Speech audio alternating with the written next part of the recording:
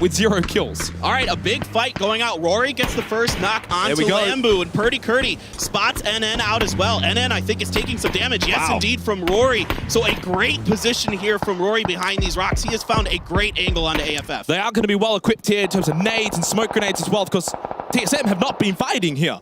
So they should be well equipped to finish off this game. They've just got to start getting these knocks, and you saw that from Rory. Was able to pick up 2. Style trying to move down the hill. I think they want to try and get to Lazarus's building. Gustav as well probably wants to do the exact same thing. Nade thrown in, and it's not going to be enough time for Purdy Curdy to realize that Luke 12 remains half health. Another nade thrown in. Never mind, bounces off the front doorstep. As Gustav continues to pepper, and as I mentioned, they've got the utility here.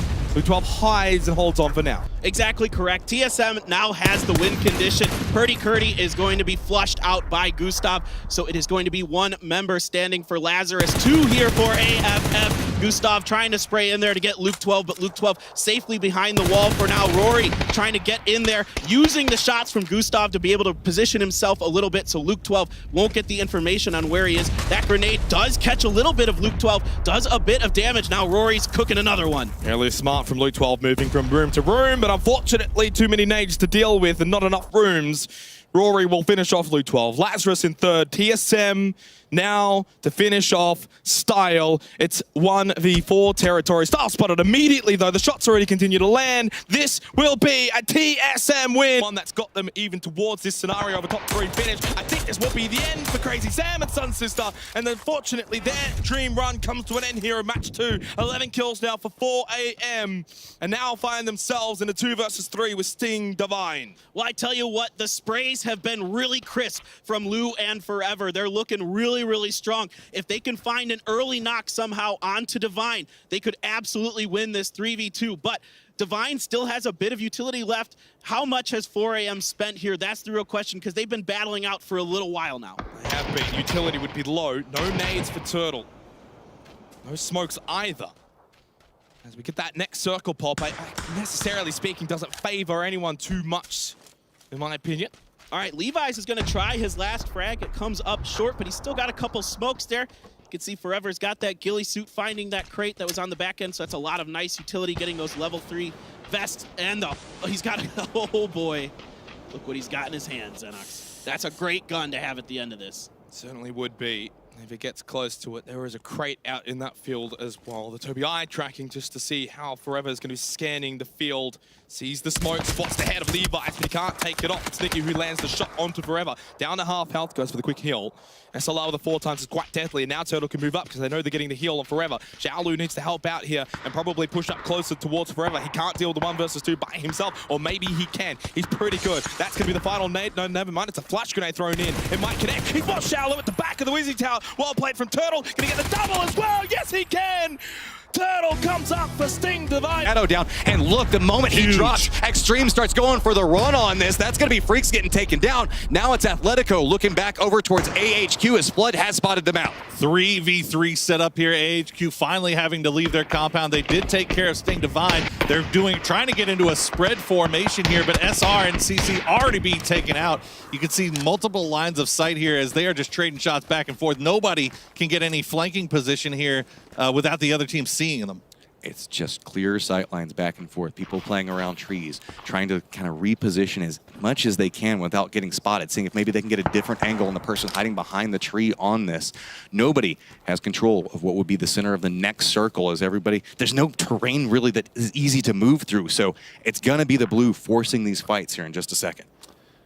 CC, SR, Yan Lee haven't had the best of days so far today, but they were currently sitting in 8th place coming into this. Now they've set themselves up for a big win here on the last game on Erangel if they can pull it off. But Atletico, some strong fraggers. We've seen what these guys can do at the GLL Slam. Can they pull it off here at PGC? That's a confidence play. You can see SR sitting on the sniper rifle. I guess living up to his name. When your name is SR, I feel like you got to run the bolt at this point. But this is very close range. We'll have to see if it actually ends up capitalizing. As on the other team, it's DMRs. We have the ARs out. Everybody's getting ready for those close range fights. Extreme knows where SR is, but that's a very dangerous peak to take off the side of that as they'll make him vulnerable from the other players of HQ. Ooh.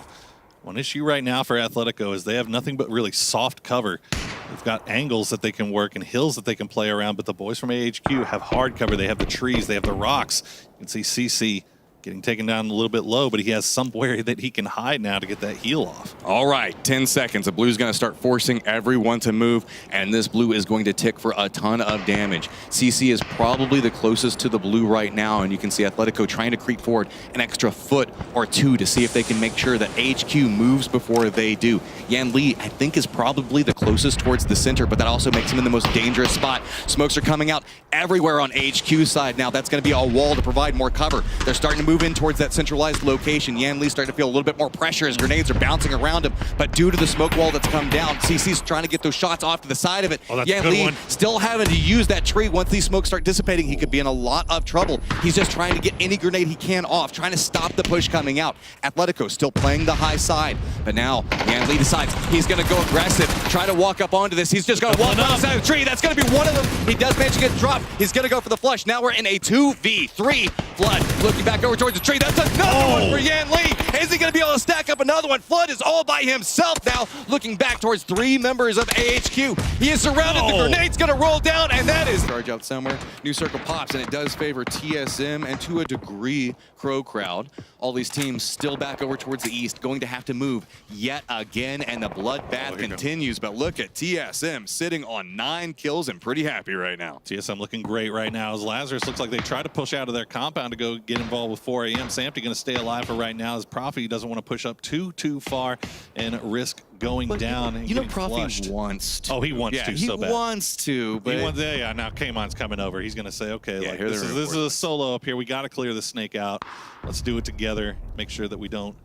Now, the problem with this is going to put them in a vulnerable position over towards TSM if this takes too long. So they're starting to realize, okay, we've just got to make the push if we're going to make the push. But it's so dangerous in Sandhawk whenever you're making these pushes up onto it. Looks like they've decided to opt away from it, already assuming maybe the reposition has come through. That could be very big for Sampty, as now he could just pop up right back behind Genesis and get a couple of knocks off of it. He's going to hear the shots starting to come out back and forth now.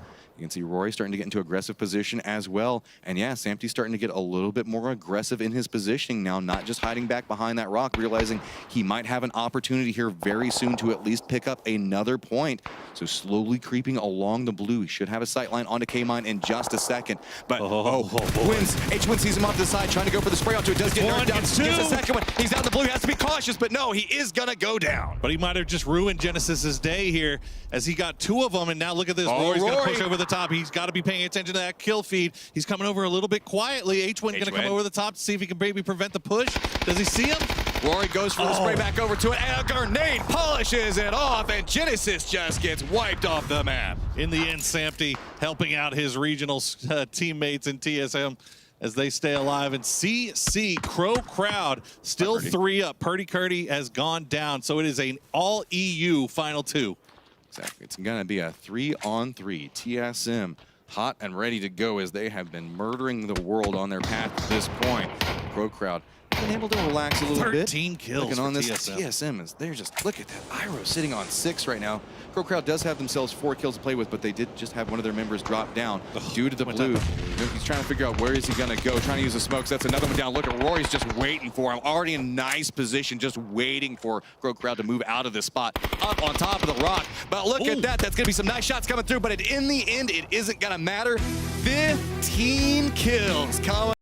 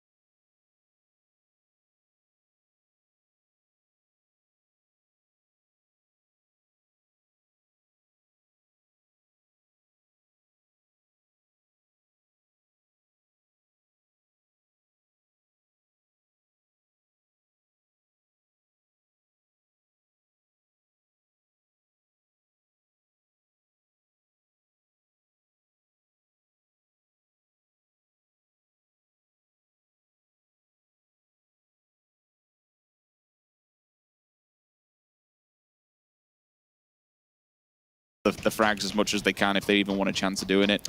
In saying that, though, and this is the thing, again, where points transferring over tomorrow, for W Click, yes, they might just miss out. Yes, they might finish around 9th or 10th, but they're going to get more points here in this final game. That go from maybe 18 points to something like 25, 26 points, and that might be the difference for them going into the elimination stage, as Shadow is going to be finished off by Uncivil.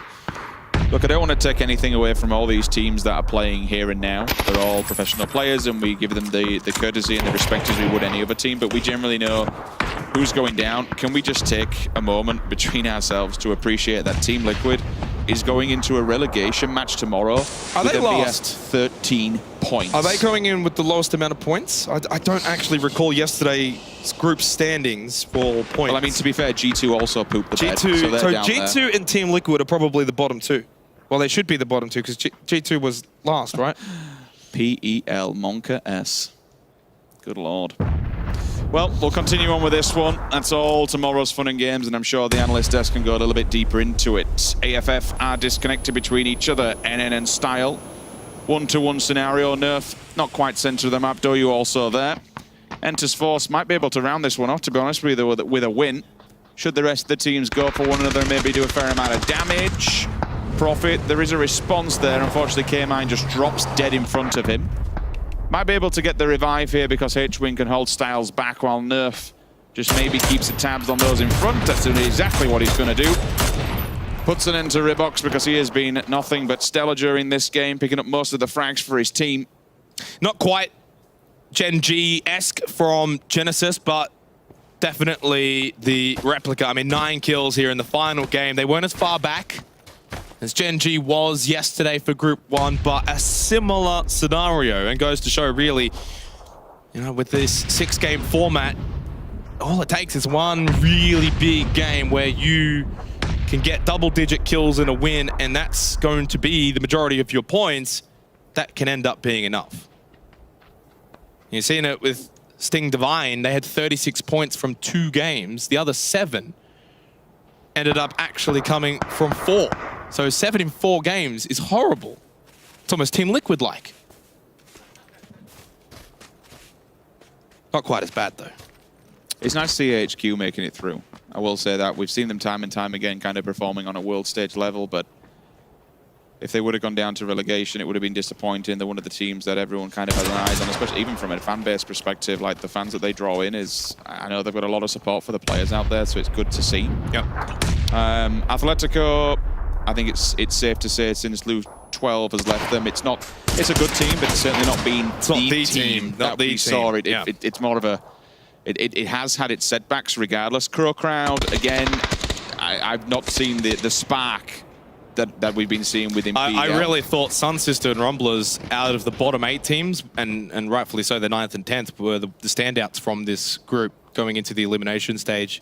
But what's interesting is it's going to be VC Gaming from Group 1 on 30 points that will lead the way tomorrow as we kind of wind down match 6. Right, there's going to be eliminated. There goes Style.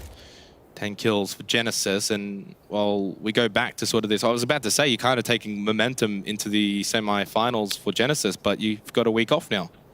Am I right in saying, correct me if I'm wrong here, I could be, am I right in saying that only one Chinese team's made it through to groups directly? You would be correct. It was 2 are in the elimination stage already from Group 1. So a stronger and extremely developed region. That's quite a shocker. Yeah. 4 AM though, I guess you could say, are also now, after the performance today, one of the favorites. I mean, you can kind of start to talk about how the rest of PGC is going to play out. K-Mine knocked down onto Indigo. I mean, this is an interesting fight here between Entis Force and Genesis. Nice spray from K-Mine, knocked down onto Kale. Genesis want the win. They want to finish off in style. Doya is the last one alive for OGN Entis Force. The sister team won Group 1. But Entis Force will be more than happy to at least just move on to the semi-finals. A 4v1 would be an interesting way to finish off the day. It'd be sick. It would be pretty sick. I mean, we saw it from a Korean player yesterday. There's no reason why we can't see the same thing now. Sweep and clear all the way up the top.